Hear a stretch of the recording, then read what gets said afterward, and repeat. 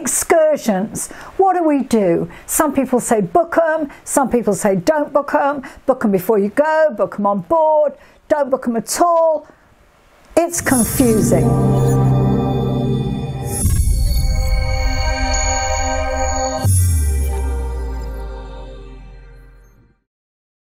Hi, I'm Jan Overage, I'm the Cruise Queen. So what do you do about excursions? Well, generally, excursions from a ship are much more expensive than if you book on shore. However, some people prefer to do it that way. They feel it's safer. They feel that you're going to go out into the big wide world with a guide from the ship. They're going to get you back okay. And of course that's true. And there are occasions where we have booked on ship to go on a particular excursion from the ship. For example, we were in Egypt, we wanted to go to Valley of the Kings. We did not want to get stuck 3 hours away from the ship and not be able to get back because some cab driver said, you know, it's 20 euros to go or 20 pounds to go and then 400 to come back. So just didn't want to trust it. Also, of course, if you go out on a ship excursion and you are delayed, then the ship will wait. If you go out on your own excursion and you are delayed, the ship will not wait. And then it's your responsibility to get to the next port or get home or whatever. The ship usually, they'll hang around for about half an hour. Remember, it's costing them money to stay in port. They'll put out announcements in case somehow you've managed to sneak on board without getting your card scanned, but they will not wait for you. No ship will. It's just, you just can't do it because of their port times and their docking times and all that kind of thing. So those are good reasons for booking with MSC. Another one we did was at Petra. Again, quite a long way to go. The main reason we did that is because we made friends with a couple before we got on board, and we hung out together while we were on board, and they were going and they were doing it with the cruise company, so we booked as well, and it was well worth the money. Both those trips we were very glad that we did book. Another time we were on a Caribbean cruise last year. We did Caribbean last February, and I love to do catamaran, love to do the catamaran cruise, and especially at Barbados. That's one of my favourite things to do. So I might be doing that Christmas because we're out of Barbados. We'll just have to see if we have time.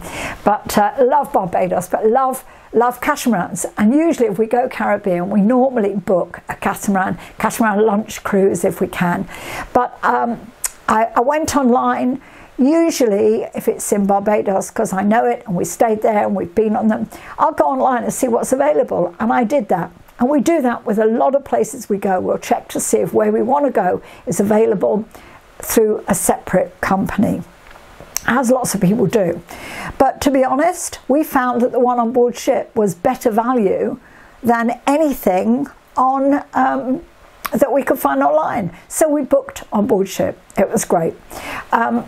And so that was really good.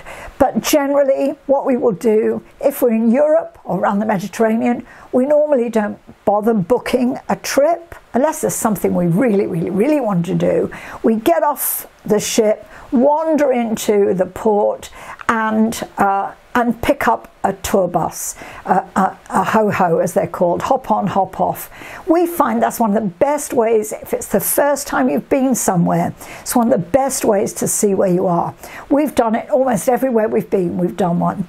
Like Barcelona, there's 2 or 3 different routes, we've done that. So now, we don't. We just go, we wander up and down the Las Ramblas. Sometimes we'll go somewhere else, just depends. Because we've seen it, we've been where we want to go. But the great thing about doing this hop-on, hop-off buses is that if there's somewhere that you think, oh, I'd like to go there, you can get off and go and have a look. So at the cathedral, you get off, go and have a look around the cathedral, get back on the next one, which makes those buses really good. So if you want to get off, you can. If you don't want to get off, you don't have to. You can usually buy the bus tour at the terminal. In fact, on the Lyrica, you could actually buy them on board. So they've obviously done a deal with the company and you could get them on board. We didn't, because we weren't going anywhere that we particularly wanted to go. We've done it all. We did Dubai before, but you can. So we get off, we have a wander around the port, find what we want, book it, go on the tour, and then we'll do a wander around at our heart's content if we haven't been before. If we've been before, we already know what we want to see and we'll just get off and do it. Sometimes, like this Caribbean, we get off and there's always, usually everywhere, but the Caribbean particularly, is loads of cabs, and you can usually get a bunch of you. So there's a minibus, you can stop people, they'll actually say, oh, you know, if we get a full minibus, it's $10. So there are lots of ways you can share a trip with other people and it'll cost you a lot less.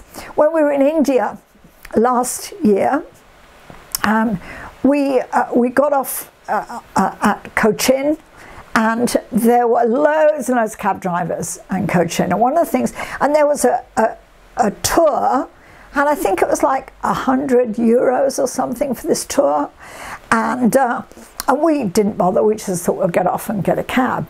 So we got off, and all these cabs, you really have to fight through the cabs. But this one guy, he said, $10 free Wi-Fi. He had me hooked. I'm like, what do you mean free Wi-Fi? He said, yep, come with me. Everyone was like, $10, $10, $10. So, but he's $10 free Wi-Fi. So I said, okay, what have you got free Wi-Fi? He said, you can tether my phone. I have unlimited minutes. So we did exactly that, because it was hard to get Wi-Fi in India, free Wi-Fi, unless you got a phone. So we tethered his phone, both of us, sat in the cab, downloaded all of our emails and stuff, and he drove us to all the places that the coach tour went from the ship. Ours was $10 for the cab for both of us, and theirs was like €100 each, or €10, whatever it was, €10. We gave him a good tip as well, because he was really great. He took us where we wanted to go. We stayed as long as we wanted. We did everything. He told us about stuff. So in that instance, it was really, really, really worth getting a shore excursion, not from the ship. But if you're new and you're a bit wary and you're not used to going to foreign countries and you're not sure and you're on your own, then the shore excursion is probably a good way to go. But if you're a bit bolder, then, and you know, if they don't speak English, don't go with them. Simple. And so it's up to you. So shore excursions, book on the ship, don't book on the ship. Up to you. We don't generally, unless it's going a long way and there's a chance we might not get back in time, or unless it's more expensive outside than it is inside. But that's just us. So hope this is useful. Hit the subscribe button if it is. Hit the notification bell so that I can let you know when I'm posting again. I'm Jan Obridge. I'm the Cruise Queen. Have a brilliant week. Bye.